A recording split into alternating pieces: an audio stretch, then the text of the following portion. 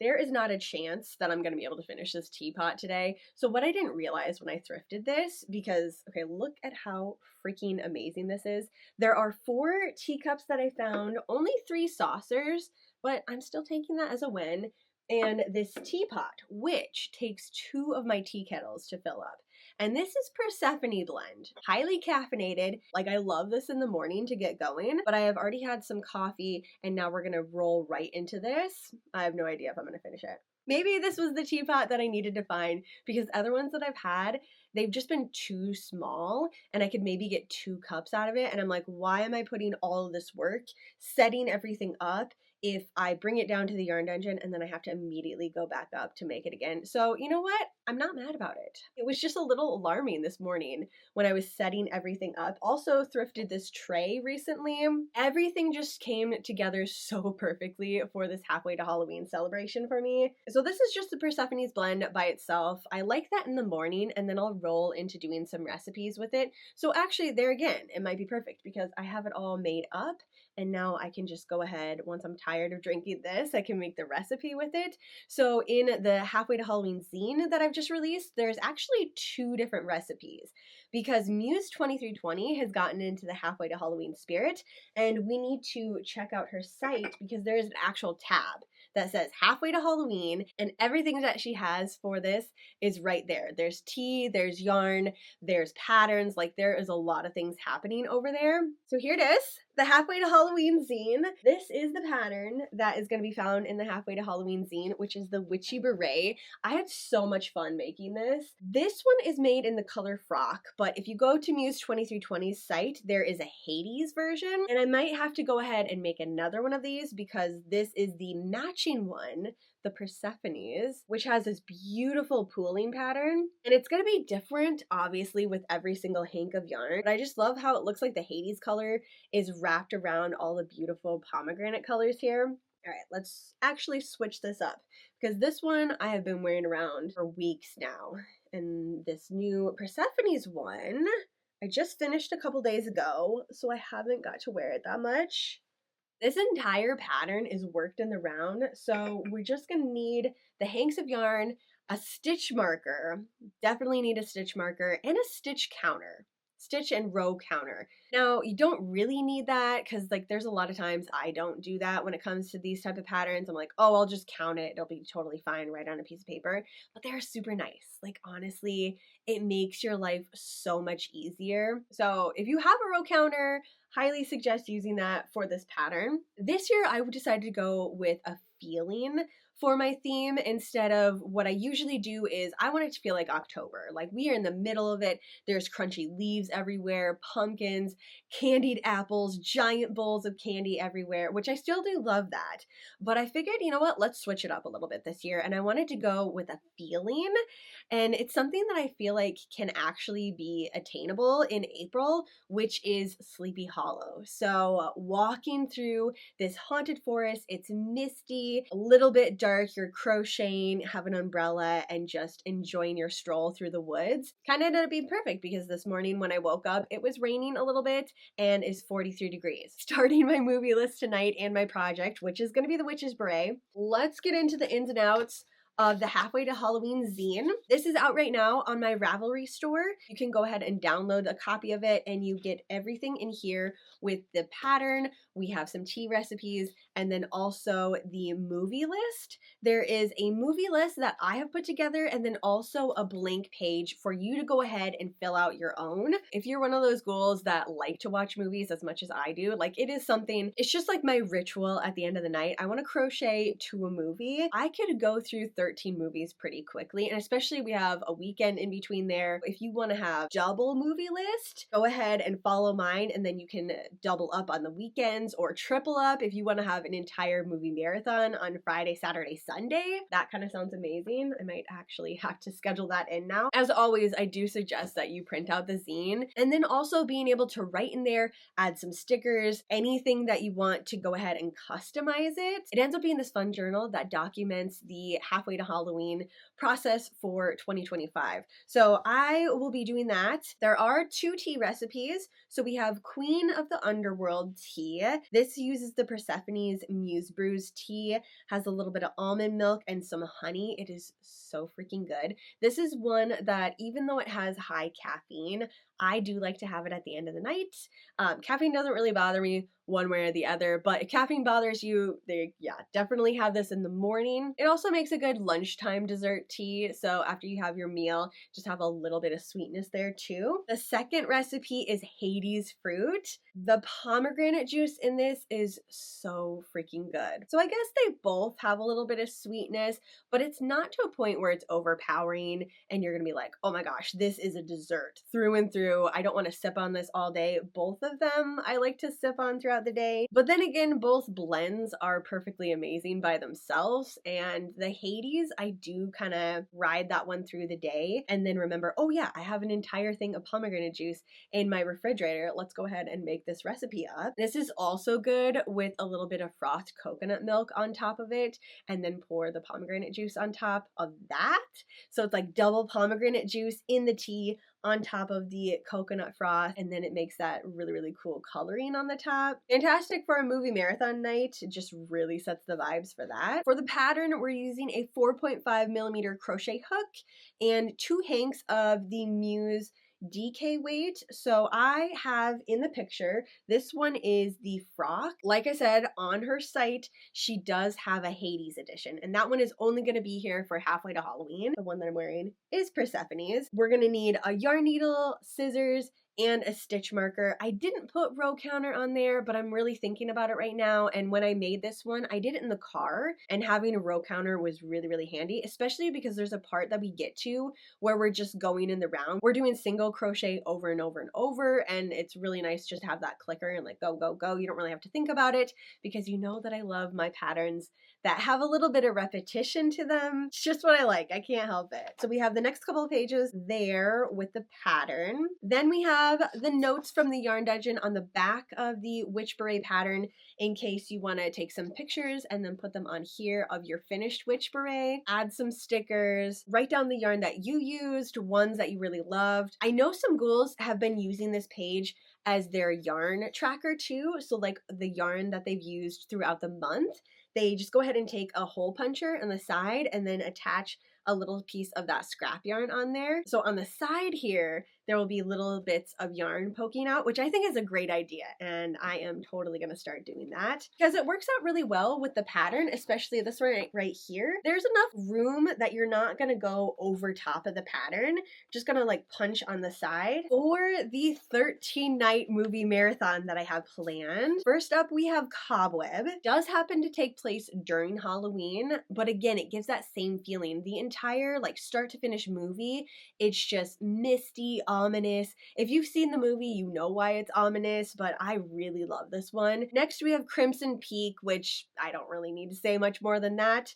and that is why we have a lot of black lacy things all planned for the next 13 nights, which yes, I do have my outfits planned for the 13 nights. I just wanted to go all out, you know? It's one of those things, romanticize your life. This is actually a wrap dress. It is long, it is drapey. I feel very dramatic when I'm running around my house. Like, it's giving me everything that I want. Then we have the Blair Witch Project. Again, woods running through. It's just kind of a classic at this point in time.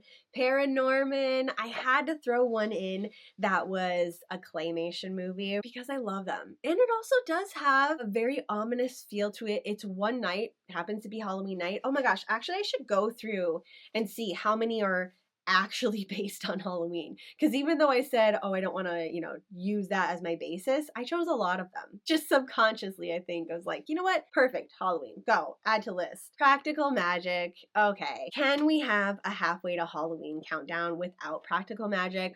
I personally think no. I don't think it's possible, and I wouldn't want to be a part of that. So practical magic again. 6, we have Cuckoo, which is not during Halloween. There we go, the first one that isn't a Halloween one. This one was a wild ride. I don't know, I wasn't expecting to love it, but now it's made its way into a couple of my movie lists recently, and I don't see it going away anytime soon. Number 7 is The Raven. Another one that is just bringing all the feels. We got the murder mystery type style movie, Edgar Allan Poe, another thing that I could watch every single month. Number 8 is Van Helsing. Wanted to add a little bit of campy in there because so far we didn't have too much camp, and you know me, I love my campy horror. Number 9, Constantine. Again, this one just really pumps the vibes. Number 10 is Horns, which is another kind of crazy movie that I wouldn't necessarily call it horror. Again, it's more of a mystery, whodunit, thriller type of movie with like bits of horror elements in it. 11, we have Brothers Grimm. This might have been influenced a little bit by the fact that Muse 2320 is doing a Grimm year in yarn.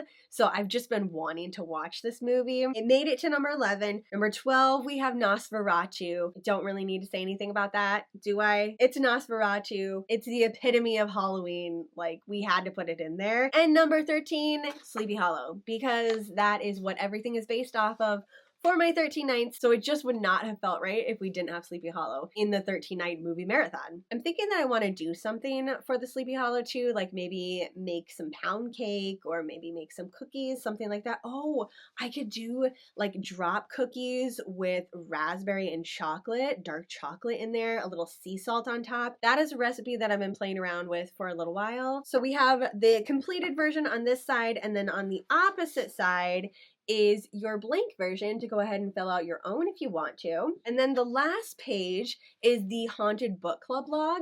There are 3 different spots here for 3 different books. If you end up reading more, just go ahead and print this off again. There is a blank page for that exact reason, so you can just print on both sides and you can have 6, because I know that for me, like my audiobooks, I end up going through quite a few through the month. I forget about them when it comes to the end of the month because I haven't written them down, or like I haven't given myself a spot specifically for it. So I did 3 for the ones that I have planned already. For our Haunted Book Club, let me just wake up my Nook here. Hello. We're going to be reading Gothic Town by Emily Carpenter, and this is a spooky haunted house story. Welcome to Gentle Julian, where you can have it all if you pay the price. The email that lands in Billy Hope's inbox seems like a gift from the universe. For $100, she can purchase a spacious Victorian home in Julian, Georgia, a small town eager to boost its economy in the wake of the pandemic. Okay. Knowing what you and I both know, I know we read a lot of haunted house books. Would you do it? It would be very, very hard for me to say no. Even no, okay, small town, Victorian house, you know it's gonna be haunted. Something weird is gonna happen. You're only having me pay $100. Like, I don't even care what the economy is like. $100 for a Victorian house. I'm accepting the fact that we're living with ghosts. There's probably something weird. There's gonna be walls that are moving, a basement that I'm never gonna go into, like doors that just appear, random locks that I don't have keys to. I'm accepting my fate. Here's my $100. Take it. I'm packing up and leaving today. I have even read a couple of chapters already this morning from this. And so like I kind of can see the projection that it's going. And yes, this is a haunted house. Like yes, or maybe not even a haunted house. It might honestly be a haunted entire small town, which we have read a couple of those books together. And I love that direction where it's not just the house, but it's the people in the town. I'm not saying that's what this is. Again, I'm only a couple chapters in, but I'm just kind of speculating what it could be. And I would really, really love it if it went that direction because, I mean, it's a small town. They're trying to boost their entire town, like trying to get people to move there. Obviously, $100 for a Victorian style home. Would I question it? Yes. I would be like, why? What is going on? Why is it $100? Okay, it's haunted, but like there has to be something more to it. But honestly, I'm still going. I'm packing up like yesterday and I'm ready to move. So that's the first one. The next one, which is our murder mystery read. So this is a box set, books 1 through 5. Highly suggest doing that, especially when it comes to murder mystery books. Like I power through them. This is something that I put on when I'm doing laundry, when I'm cleaning. Like it's my soundtrack for my entire life, just doing the mundane things that I need to do and kind of making it, again, romanticizing everything that I do. Going grocery shopping, I have this on. I'm listening into this cozy murder mystery. So this month's is Sugar Shack Witch Mysteries, a paranormal cozy murder mystery filled with magic, mystery, family squabbles, sassy heroines, and a mysterious monster hunter with a little sugar sprinkled on top. Our main character moves back to their small hometown to work at the family bakery, and they're a witch, and there's monsters, and there's murder that happens in this small town. And obviously it's amateur sleuthing, so she has to figure everything out. For sure, I'm gonna go through all 5 of these. I'm not saying that they're not long, I'm just saying I listen to it often. So I get up in the morning and I just have my headphones on, making my coffee, going through everything, or I'll just have it on my speaker too. Cozy murder mysteries. I personally think that's where it's at. I mean, it's called a cozy murder mystery for a reason. It follows the same formula from book to book, so it is cozy. You get into it knowing not what's going to happen in that particular story, but you know the track that it's going to take. If there's such a thing as a guilty pleasure reading, these are my guilty pleasures. So if you also want a warm hug of a book, Sugar Shack Witch Mystery box set. The last one that I have, because I'm considering that one, even though there are 5 books that I'm potentially going to get into, last thing that I'm going to attempt to read is a physical, tangible book. Now, this one is not available in audio version yet. I think it comes out in July, which I thought was kind of weird that this was introduced and then we got to wait a little bit longer, but I bought this before I knew that was going to be a thing, and I'm going to start to read and get as far as I can. It's called Blood on Her Tongue. Dark, visceral, and deliciously disturbing. The side of the book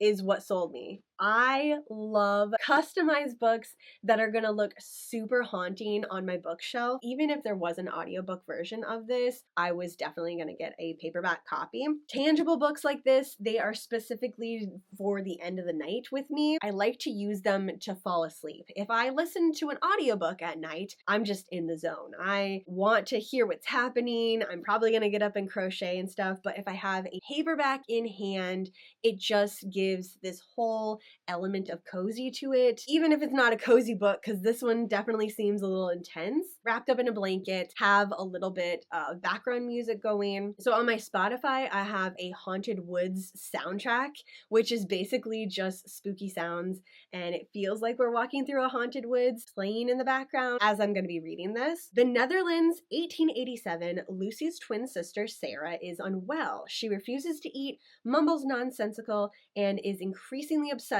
with a centuries-old corpse recently discovered on her husband's grand estate.